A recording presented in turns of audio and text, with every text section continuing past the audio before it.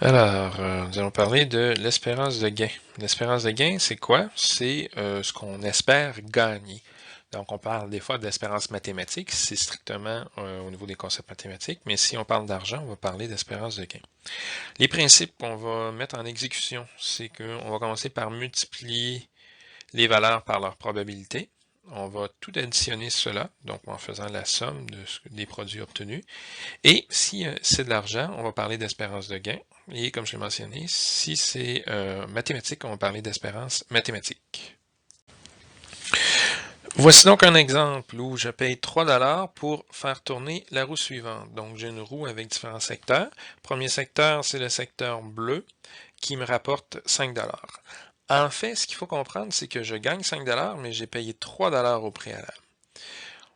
Je fais un tableau pour analyser la situation. Donc, le premier événement, c'est de tomber dans la section bleue. C'est ce que j'ai ici. Et la valeur nette, c'est ce qui me reste dans mes poches. Donc, j'ai déboursé 3$ pour gagner 5$. Donc, la valeur nette, c'est 2$. Et c'est quoi les chances d'obtenir ce 2$-là? J'ai une chance sur 4. On observe la forme de la roulette. C'est assez clair ici. Ensuite, le secteur rouge. Donc, l'événement rouge ici. La valeur nette, il faut toujours faire attention. Valeur nette, c'est ce qui reste dans vos poches. Donc, j'ai 10$, mais j'ai payé 3$ pour l'obtenir. Donc, il me reste un 7$ ici, et je l'obtiens une fois sur 4. C'est ce que j'ai au niveau de la probabilité. Finalement, il me reste le secteur noir qui couvre une bonne partie du reste de la roulette. Remarquez que généralement, sur une roulette régulière, on se retrouve toujours avec plus de pertes qu'avec de gains. Alors, secteur noir ici. Particularité, la valeur nette ici, elle n'est pas de 0$, mais je perds 3$. Donc ici, je vais me retrouver avec une valeur nette négative une fois sur 2. Calculons maintenant l'espérance de gain de la roulette. L'espérance de gain, comme on l'a mentionné plus tôt, c'est la valeur nette, donc dans ce cas-ci, mon 2$, multiplié par les chances d'obtenir ce 2$-là. Donc, une fois sur 4, j'obtiens 2$. Ensuite, j'ajoute, je peux obtenir 7$ une fois sur 4 aussi. Et on y va comme ça pour chacun des événements. Donc, le dernier événement, c'est perdre. Donc, j'ai plus 3$, plus moins 3$. On peut tout simplement indiquer négatif. Donc, indiquer le plus ici serait facultatif. Donc, une fois sur 2. On prend les informations. Je suggère de les rentrer directement dans la calculatrice en effectuant 2 fois 1 divisé par 4 plus 7 fois 1 divisé par 4 plus moins 3 fois 1 divisé par 2. Il y a d'autres façons de l'entrer. Allez-y de la façon que vous êtes confortable. Le résultat ici, final, c'est 0,75$. Très important, on a parlé d'argent au début, ça finit avec l'argent.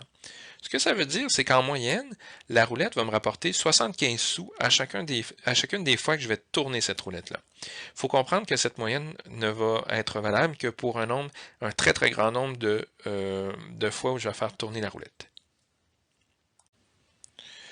Donc, pour conclure, en moyenne, si le joueur joue beaucoup, le beaucoup est vraiment important, il gagnera 0,75$, donc 75 sous par partie.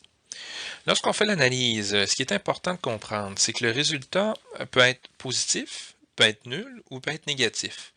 Donc, si le résultat est positif, donc en moyenne, le joueur gagne 75 sous.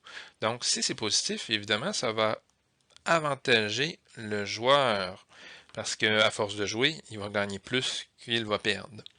Si le résultat est égal à 0, ce qui veut dire, c'est que le jeu est équitable.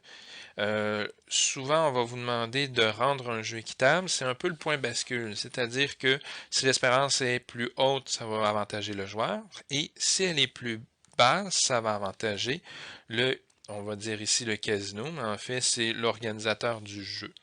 Donc, positif, c'est le joueur qui gagne l'argent. Si c'est négatif, étant donné que le joueur en perd, c'est le casino qui en empoche, qui en empoche le plus. Et le mot équitable ici, c'est un mot de vocabulaire à maîtriser. C'est vraiment important. Il faut comprendre, il faut savoir que équitable, c'est lorsque on arrive à une espérance de 0. Concluons cet atelier avec un petit exercice pratique. Exemple ici, je dois payer 1 $ pour faire tourner une des roues suivantes. Laquelle devrais-je prendre pour avoir l'espérance la plus élevée? Il ne faut pas uniquement se fier avec notre impression. Par exemple, la roue 3, il y a un 10 $ dedans, la roue 4 aussi, plus de chance sur la roue 4, la roue 2, donc faisons différents calculs.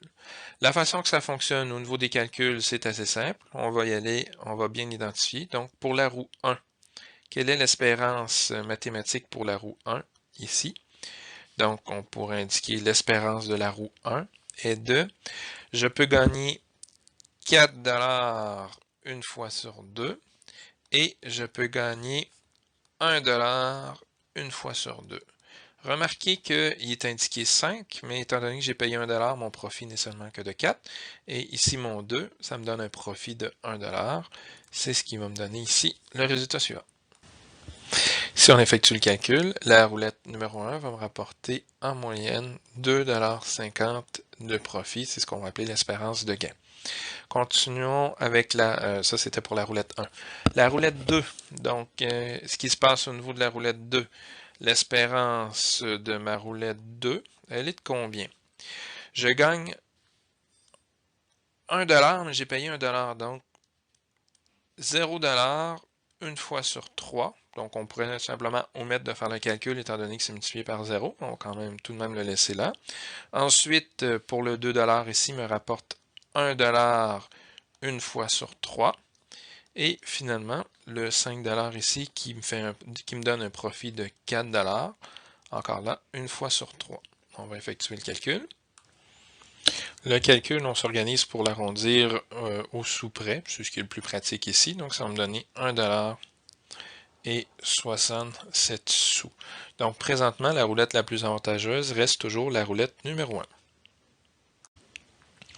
Continuons avec la roulette numéro 3. Donc, l'espérance de ma roulette numéro 3, elle est la suivante. On va pouvoir accélérer un peu maintenant qu'on comprend bien le principe.